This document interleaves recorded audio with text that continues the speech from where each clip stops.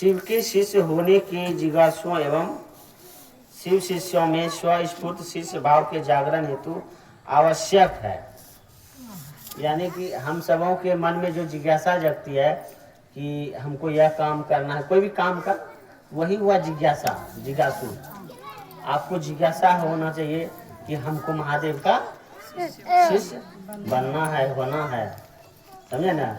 जब तक आपके मन में यह बात नहीं आती है अपने से, तो कोई भी चीज़ सुनिए, इधर से निकाल दीजिए, एक बराबर हुआ। जब तक आपके मन में अपना इच्छा नहीं जगेगा कि मेरे गुरु शिव हो जाए, यानी जिज्ञासा नहीं जगे, तब तक कोई, यानी कि 3 सूत्र करने से फिर उसका रिजल्ट नहीं आएगा। वही साहब बोल रहे हैं इसमें, शिव के शिष्य होने की जिज्ञासु, यानी कि जिसको होना है, उसको, जिसको शिव का शिष्य होना है, बनना है, जिसके मन में यह बात बैठा हुआ है, मन में इच्छा जग गई है कि हमको शिव का शिष्य होना है। ठीक है, होना है, बनना भी एक अलग चीज है, होना है। ठीक है, साहब लिखा होना।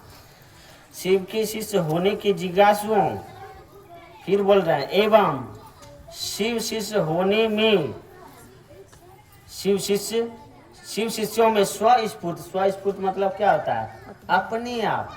जैसे कि मान लिया जाए कि आपको कोई गाड़ी है, ठीक है, वह गाड़ी को आप ठेल करके अगर ले जाइएगा, ठेलिएगा तो कितना दूर ठेल के ले जाइएगा?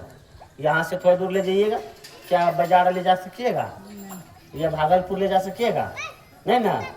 कहीं जाने की इच्छा होगी तो ले जा सकिएगा, नहीं ना दीदी।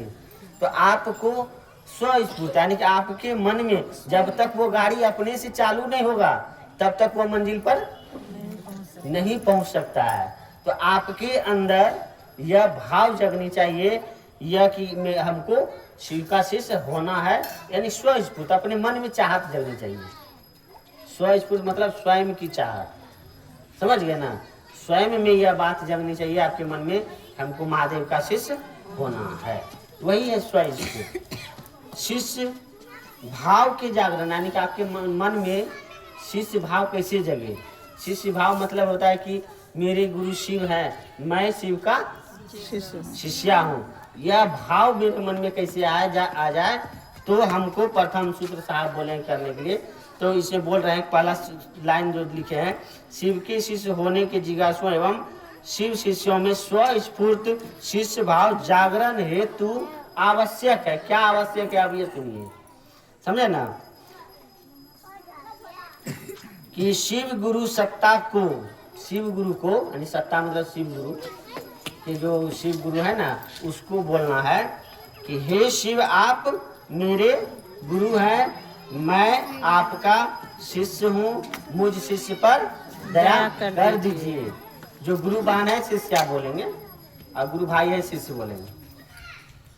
तो यह बात जो बोले कि हे शिव, आप मेरे गुरु हैं, मैं आपकी शिष्या हूँ, मुझ शिष्या पर दया कर दीजिए, यह विचार जो है कि यह बात जो है मन में कर रहे हैं साहब, यह मुख संवाद यानी मुंह बंद होना चाहिए, मुंह से आवाज नहीं निकलना चाहिए, यानी जीभ भी नहीं हिलना चाहिए, ठोर भी नहीं टपटपाना चाहिए, समझ गए ना। मन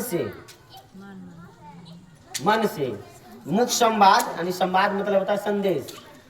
प्रतिदिन मतलब होता है रोज, डेली, जैसे डेली खाना खाते हैं ना, डेली नहाते हैं ना, उसी तरह एक भी दिन छोड़ना नहीं। प्रतिदिन संप्रेषित करे, भेजना है, संप्रेषित मतलब भेजना है, क्या? मने मन।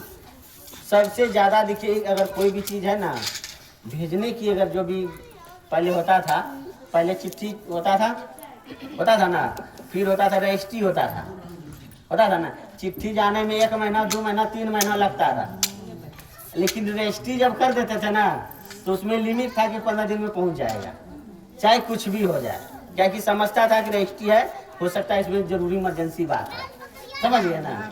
तो सबका अपना अपना निकल समय लिमिट था। तो अभी का समय में जो है देखा जाए तो अभी सबसे तीव्र गति जो भी है, आपकी समझ से क्या है जो कि सबसे तीव्र गति चलती है? मन। अभी एक बात देख लिया जाए, मन से कोई ज्यादा तीव्र गति है क्या? मन से ज्यादा किसी का तीव्र गति आपको यदि अभी घर जाना होगा तो 2 मिनट 3 मिनट जरूर लगेगा, है ना। जिसका बगल में है, जिसका दूर है, उसका 5 मिनट लग सकता है, 10 मिनट लग सकता है। तो उसी तरह हमको इस मन को अगर ले जाना है घर, तो कितना देर लगेगा जाने में? जाएगा और फिर तुरंत चला जाएगा, समय लगेगा।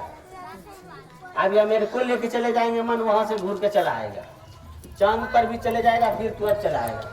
और शरीर को ले जाइए तो आप खुद जाइए तो जा पाइएगा नहीं ना। तो सबसे ज्यादा तीव्र गति किसका है? वह मन का है। इसीलिए साहब बोले इस मन की गति से यह संदेश भेजना है। मन की गति से, मन के माध्यम से उस महादेव को याद करके बोलना है, भेजना है यह संदेश कि हे शिव आप मेरे गुरु हैं, मैं आपकी शिष्या हूँ, मुझ शिष्या पर दया कर दीजिए। जिसको शिव का शिष्य होना है वह यह बात, यह संदेश डेली अपने गुरु को भेजना होगा।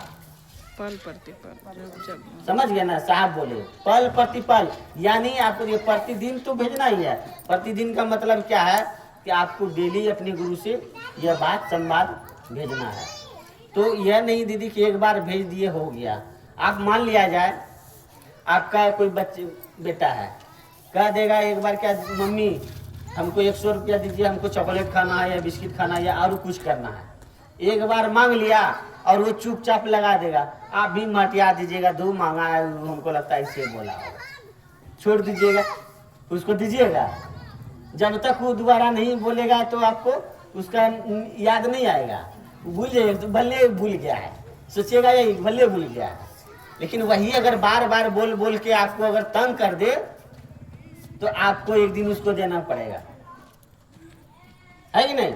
आज टार बटार कीजिएगा, कल कीजिएगा, 2 दिन कीजिएगा, 3 दिन कीजिएगा, एक दिन अंसा करके देने पड़ेगा।